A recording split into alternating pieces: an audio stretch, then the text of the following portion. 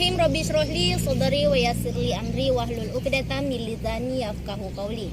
Assalamualaikum warahmatullahi wabarakatuh. Waalaikumsalam warahmatullahi wabarakatuh. Perkenalkan, nama saya Nurul Fadilah. Nah, baiklah, pada video kali ini kita akan membahas sedikit mengenai kartu kredit, di mana saya telah ditemani oleh narasumber kita, yaitu Saudari Masni. Jadi untuk lebih lanjutnya, langsung saja saya persilahkan kepada narasumber kita untuk menjelaskan mengenai apa sih sebenarnya itu kartu kredit dan bagaimana pandangan Islam terhadap kartu kredit. Silahkan.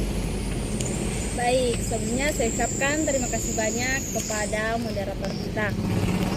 Nah, jika berbicara tentang kartu kredit, secara etimologi, kartu kredit dikenal dengan istilah bithaqo yang berarti potongan kertas kecil, dan al-i'timan yang yaitu keamanan dan kepercayaan. Nah, jika ditinjau dari pihak bank yang mengeluarkan kartu kredit itu dibagi menjadi dua, yaitu kartu kredit bank konvensional dan kartu kredit syariah. Nah, yang pertama kartu kredit konvensional.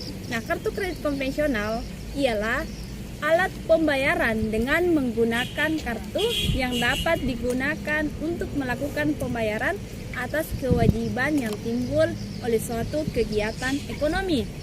Nah, di mana pemegang kartu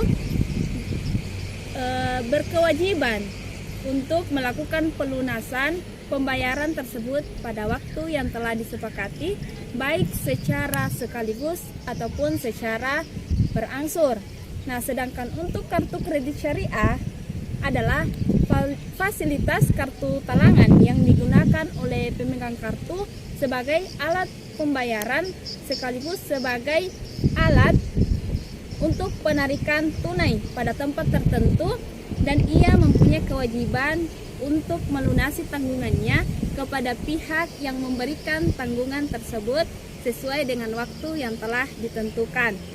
Nah, perbedaan mendasar antara kedua kartu ini yaitu kartu bank konvensional dan kartu kredit syariah.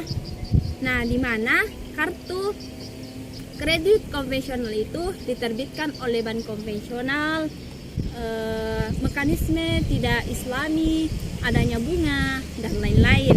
Nah, sedangkan untuk kartu kredit syariah di mana diterbitkan oleh bank syariah, mekanismenya penerbitannya dengan menggunakan akad atau secara unsur Islam, tidak ada bunga namun diganti dengan iuran bulanan. Lebih lanjutnya, permasalahan mendasar pada fenomena kartu kredit konvensional dan kartu kredit syariah itu adalah yang pertama, fenomena kartu kredit konvensional, yaitu adanya denda atau bunga yang harus dibayar oleh pemegang kartu.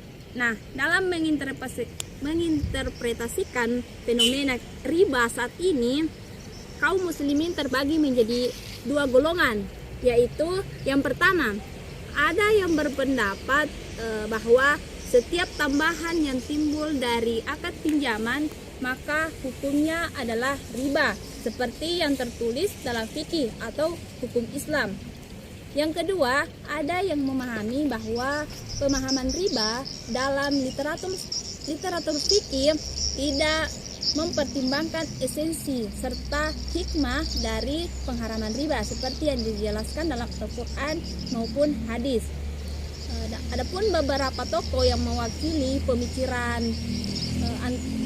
pertama dan pemikiran kedua, yaitu yang pemikiran pertama itu oleh tokoh Syekh Yusuf Al-Qaradawi dan Syekh Abu Zahra dan lain-lain. Nah, sedangkan untuk pemikir kedua tadi yang mewakili yaitu Syekh Muhammad Abduh, Syekh Ali Jum'ah dan lain-lain. Nah, pertanyaan selanjutnya, apakah semua sistem baik konvensional dalam kartu kredit ini merupakan riba yang diharamkan?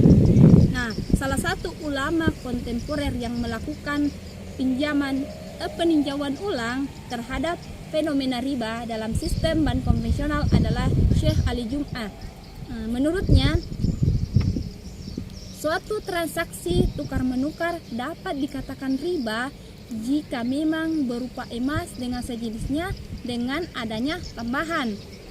Nah, namun fakta hari ini mengatakan bahwa uang yang beredar bukanlah representasi dari emas atau karena telah diatur oleh Bank Sentral. Nah, ia berpendapat bahwa saat ini uang yang beredar statusnya bukanlah nakot, artinya emas atau perak sebagai alat tukar, melainkan fulus. Nah, jika kita bertransaksi dengan fulus, maka menurut kebanyakan ulama, seperti keterangan Imam Nawawi, boleh hukumnya untuk melebihkan transaksi tersebut karena ilat dari keharaman nakot yang menyebabkan riba sudah tidak ditemukan lagi. Mengapa demikian? Karena nilai dari full sebagai alat tukar menukar selalu berubah berbanding terbalik dengan nakot yang sifatnya selalu konstan. Imam Syafi'i berpendapat bahwa sebab keharaman riba ini sifatnya terbatas hanya dalam nakot sehingga tidak dapat dikiaskan dengan yang lainnya. Disetujui pula oleh Ibnu Taimiyah. Lebih lanjut, hadis menawarkan solusi bagi umat manusia agar tidak terjebak dalam riba, yang mana jika memang riba, solusi yang ditawarkan hadis yaitu yang pertama menggunakan akad ijarah, yaitu pemindahan kepemilikan manfaat suatu barang dengan pembayaran biaya sewa. Dalil mengenai akad ini disebutkan dalam hadis riwayat Baihaqi yang artinya barang siapa menyewa jasa seseorang, maka hendaklah dia menjelaskan upah yang diberikan. Nah, dikarenakan kartu kredit menggunakan sistem persentase atau tidak maklum, maka solusinya adalah dengan menimbang maslahat, terpenuhnya hak kebutuhan dasar, menghilangkan kesulitan, dan lain-lain. Nah, selanjutnya solusi yang kedua yaitu menggunakan akad jualah, yaitu memberikan imbalan kepada seseorang untuk mengerjakan sesuatu atau dikenal dengan istilah sayembara. Nah, hadis dari akad ini sebagaimana diriwayatkan juga oleh Al-Baihaqi yang artinya yang mana dijelaskan yaitu ketika itu para sahabat Nabi sedang singgah di sebuah perkampungan. Lalu mereka diminta untuk menyembuhkan kepala suku yang terkena sengatan hewan berbisa. Mereka tidak mau meruqyah atau mengobati sampai mereka mendapat upah. Nah, setelah berdiskusi, maka kesepakatan terjadi dengan sejumlah kambing sebagai upahnya. Nah, ketika kita kaitkan dengan kartu kredit, maka seolah-olah pemegang kartu mengatakan kepada pihak bank, saya ingin membeli barang ini dengan harga sekian. Tolong diuruskan, nanti Anda akan mendapatkan persenan. Nah, jadi seperti itulah solusi yang ditawarkan oleh hadis mengenai tentang kartu kredit semisal memang dalam unsurnya terdapat unsur riba. Seperti itu, saya kembalikan kepada moderator. Baiklah, terima kasih kepada narasumber. Itulah tadi penjelasan sedikit mengenai kartu kredit. Nah, dapat kita simpulkan bahwasanya kartu kredit itu boleh asalkan disesuaikan dengan syarat-syarat tertentu. Sekian dari saya. Mohon maaf jika ada kesalahan.